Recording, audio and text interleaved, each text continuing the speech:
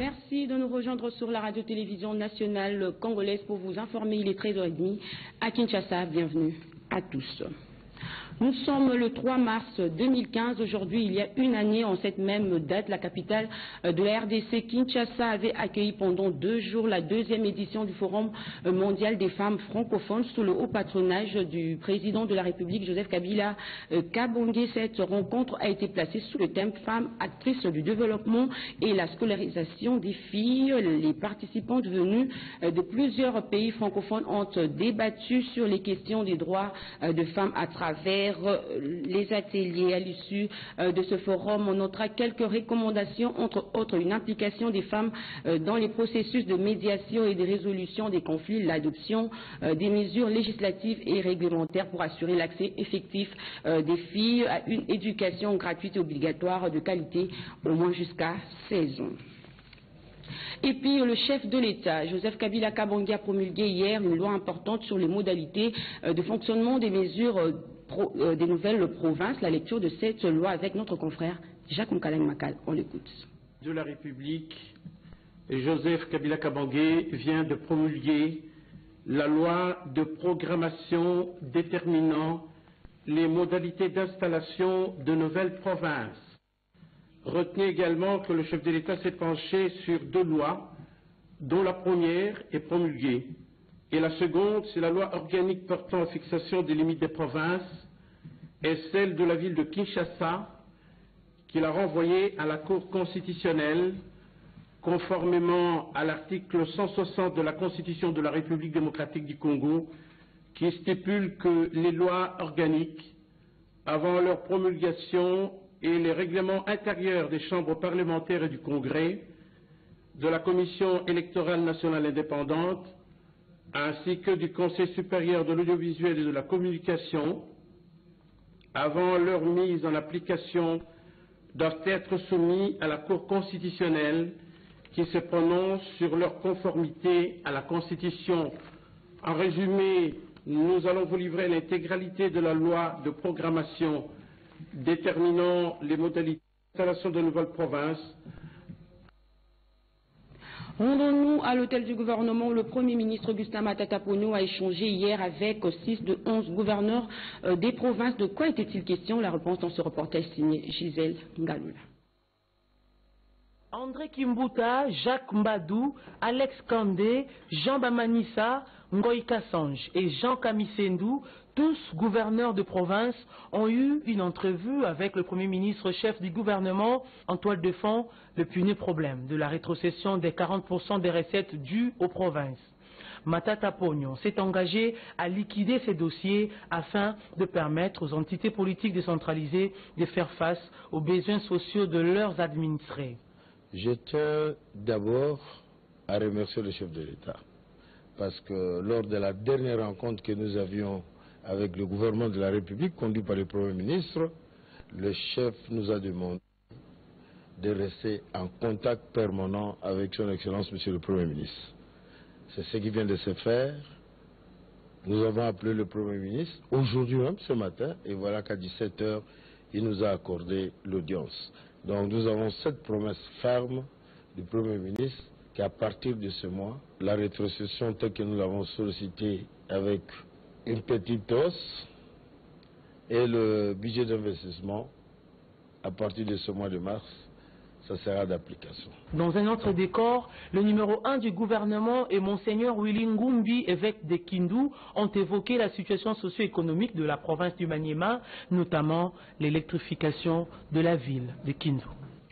En ce jour de travail au Nord Kivu, le ministre de Médias Lambert Mende au Malanga a visité la station provinciale de la RTNC Goma en pleine rénovation. Reportage Joël Lungenza. Communication et des médias très détendus au milieu du personnel de la radio, télévision nationale congolaise, direction provinciale du Nord Kivu. Lambert Mendo Malanga écoute attentivement et apprend pour le fonctionnement et le bon rayonnement de la radio et de la télévision publique à travers la province. Autant des projets pour la création des sous-stations, notamment à Massissi, à Walikale et à Rutshuru. L'émetteur de la station de Beni de 100 watts sera remplacé par un autre de 500 watts. c'est une station extrêmement sensible lorsqu'on sait tout ce qui se passe ici et l'impact de ce qui se passe ici sur la vie de la nation d'une manière générale.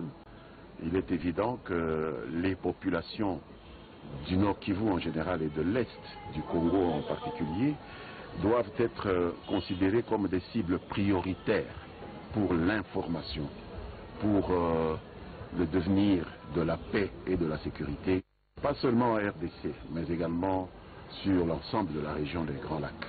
Et donc la RTNC a un rôle crucial comme chaîne publique, comme première chaîne de radio et de télévision dans le pays en termes d'équipement, en termes de rayonnement. Et nous, au gouvernement, nous considérons comme une des priorités de réellement équiper correctement la RTNC de Goma, lui donner le rayonnement qu'il faut à l'intérieur de cette province et pourquoi pas un peu plus loin.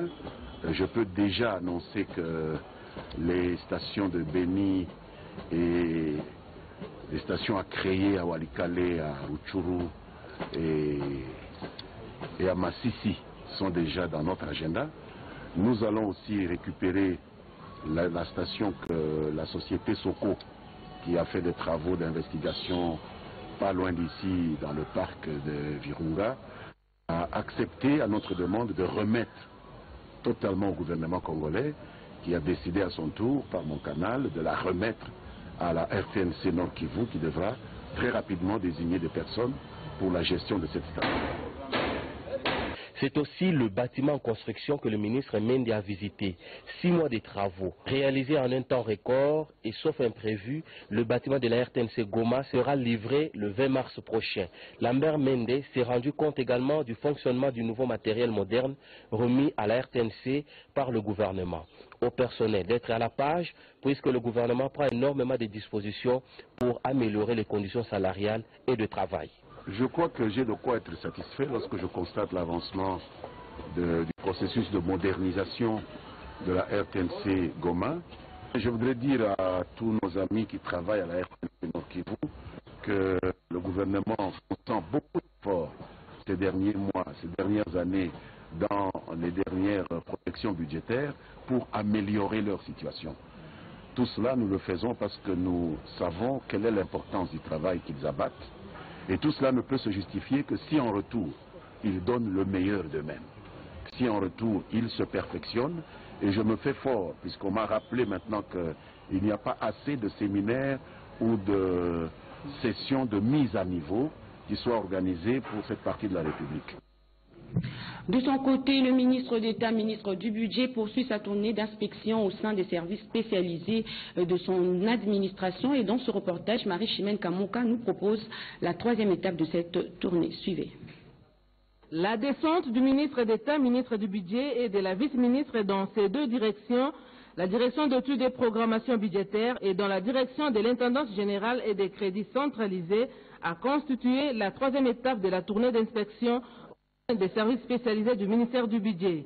L'objectif poursuivi par l'autorité de tutelle est de s'imprégner des conditions de travail des agences et cadres du ministère du Budget ainsi que le fonctionnement de son administration. Peu après l'inspection de ces 2 directions, le ministre d'État, le professeur Michel Bongongo Ikolindombo, à ses côtés la vice-ministre maître Ernestine Nyoka Kaiba et le secrétaire général Odon Sampanga a présidé tour à tour 2 séances de travail avec les agences et cadres de chaque direction.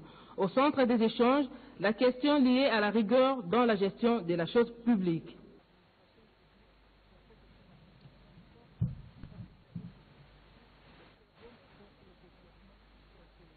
Cette 3e étape leur a permis d'en savoir plus.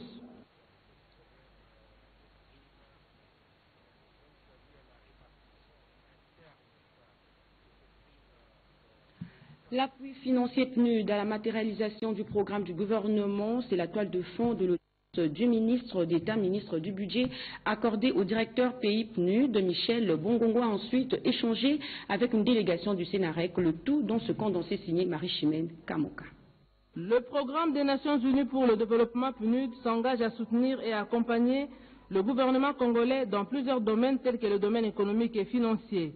Le directeur pays PNUD, Madame Priya Gajraj, est allé faire part au ministre d'État, ministre du Budget, le professeur Michel Bongongo Ikolindombo. C'est une visite de courtoisie avec monsieur le ministre du Budget pour vraiment réitérer notre soutien à son ministère. Il y a toujours eu une excellente collaboration avec le PNUD. Et voilà, de continuer à avoir cette excellente collaboration et de soutenir le ministère dans ses efforts. En rapport avec la mise à niveau des gestionnaires des fonctions de base de l'administration publique, une délégation des cadres et experts internationaux et nationaux du Sénarec, secrétariat national pour le renforcement des capacités, conduite par le coordonnateur national Gaspard Safari Chimanouka, a eu une séance de travail avec le ministre d'État Michel Bongongo. En présence de la vice-ministre maître Ernestine Nyoka Kaiba. L'objectif était de lui présenter d'abord le secrétariat national pour le renforcement des capacités, les activités que nous sommes en train de mener avec le gouvernement, et c'est là sur financement de la Banque mondiale. Et de faire le point avec lui, parce qu'avant qu'il n'arrive dans ce ministère, nous avions commencé une série d'activités liées particulièrement aux initiatives à résultats rapides. Autre chose à présent, un sujet belge âgé de 73 ans, ce jour irrégulier en RDC s'est abusé de 2 mineurs de 11 ans et de 13 ans. Bitiamani, reportage. J'ai reconnu, mais enfin, bon. Mais je demande pardon. Non, c'est pas bien du tout.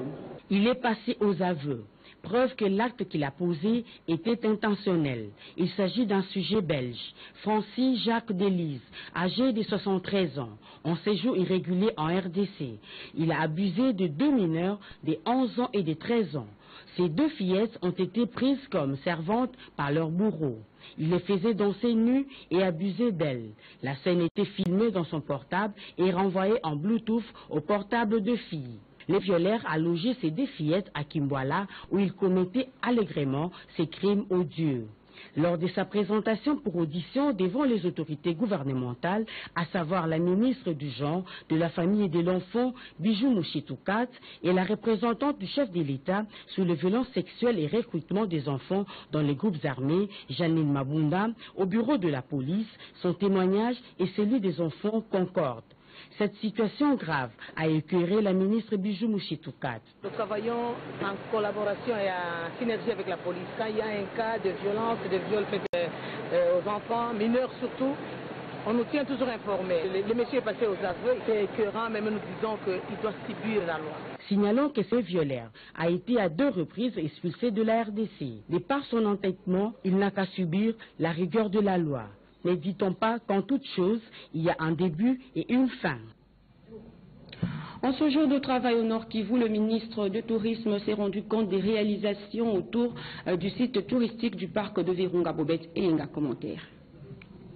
La descente du ministre du Tourisme, Elvis Moutiriwa Bachara, au Nord Kivu, lui a permis de palper les réalisations en cours dans le cadre des retombées et de l'appui au tourisme dans cette partie du pays. Parmi ces projets figure celui relatif à l'aménagement de la piste d'atterrissage de Katale dans le territoire de Rutshuru. Le patron du tourisme en RDC, qu'accompagnait Emmanuel Demerode, directeur du parc national de Virunga, a visité l'aérodrome de Katale dont la piste longue de 1000 mètres est en voie d'être réhabilitée pour atteindre 1500 mètres. Une infrastructure indispensable pour le transfert des touristes vers le parc de Garamba et la réserve des Poulous. Cet aérodrome interconnectera les circuits touristiques des pays des Grands Lacs. Autre réalisation en cours d'exécution, c'est la centrale hydroélectrique de Matébé. Cet ouvrage, avec un canal qui s'étend sur 485 mètres pour une puissance nominale attendue de 13 MW, est essentiellement exécuté par une main-d'œuvre locale sous la supervision d'un ingénieur congolais. Il desservira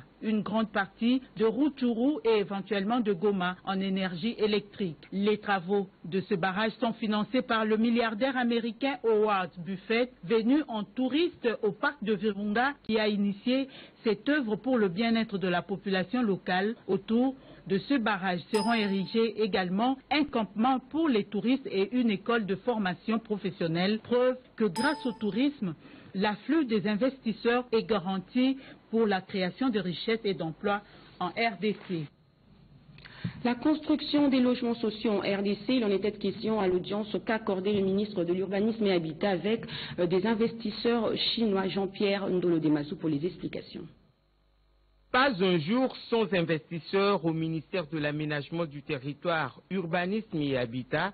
Omer Egwake Yangembe, le ministre de tutelle, a eu ce lundi une séance de travail avec les investisseurs chinois de Construction Refco Group, une entreprise chinoise spécialisée dans la construction des logements sociaux.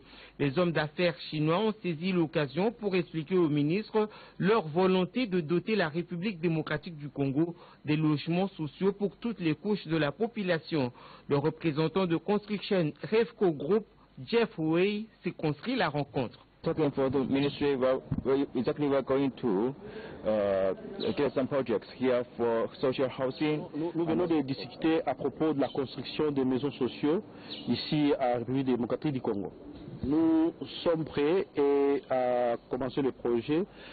Nous voyons comment les démarches vont aller et des concertations que nous avons avec le ministre. Okay. Pour nous, ça dépendra de la discussion, comme j'avais dit avant, c'est-à-dire notre compagnie et les centres au rang chinois, nous sommes parmi les 100 premières compagnies en Chine. Et concernant la relation qui existe entre le Congo et la Chine, nous sommes prêts à exécuter n'importe quel projet. Pour vous répondre à cette question, on est prêts. Nous sommes capables de financer le projet et à propos du montant ou bien des coûts.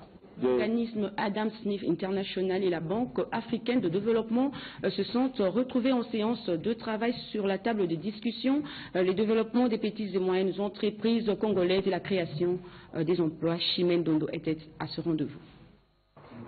Intense activité déployée par le ministre de PME et classe moyenne. Bongonkoy Poncras a échangé avec diverses personnalités d'organismes d'intégration économique sous-régionale, la BAD et Adam Smith International, sur plusieurs sujets d'intérêt général dans son secteur de compétences.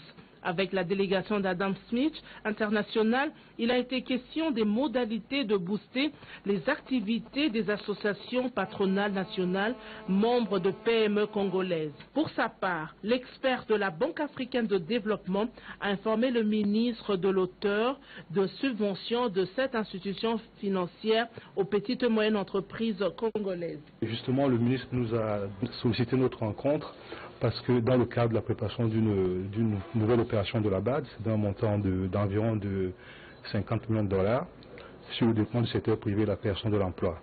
Donc le ministre, il était beaucoup préoccupé par le développement des petites et moyennes entreprises, qui est le cœur même de cette opération, parce que nous voulons aider et contribuer à développer le secteur privé.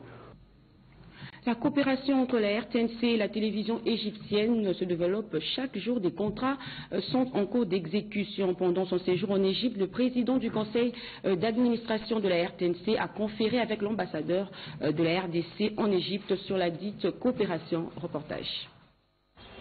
Durant son séjour au Caire, en Égypte, le PCA de la RTNC, Zéphiré Mamoko, s'est entretenu avec Ndoukou Boto, ambassadeur de la RDC en Égypte. Au centre de leur entretien, la signature prochaine du protocole de partenariat audiovisuel entre la RTNC et la radio-télévision égyptienne. Ces partenariats concernent la formation des journalistes, l'échange de programmes, l'appui à matériel léger tel que les caméras, les ordinateurs et les bancs de montage. La radio-télévision égyptienne assistera à la RTNC dans la formation des techniciens de maintenance et les agents administratifs. L'ambassadeur de la RDC en Égypte, Ndoukou Boto, s'est déclaré très satisfaite de ces partenariats audiovisuels entre la RTNC et RTV et a émis le vœu de voir ces partenariats s'étendre dans d'autres domaines pour l'intérêt de nos deux pays. Les conseillers Honoré Kankonde et Patrick Moussoui Mungala, président des anciens Congolais d'Égypte, avaient pris part à cette rencontre. Un mot en sport, poursuite ce mardi 3 mars de la 3e journée des playoffs à la Ligue nationale de football avec un seul match au programme. L'ASV Club reçoit Jeunesse Sportif Groupe Bazano tout à l'heure à 15 h au stade Tata Raphaël. Des images dans nos prochaines éditions. Restant toujours dans ce chapitre, le ministre des Sports a reçu hier la représentante du chef de l'État à la francophonie. Objectif, l'organisation de la 35e conférence des ministres de la jeunesse et des sports de l'espace francophone. Reportage.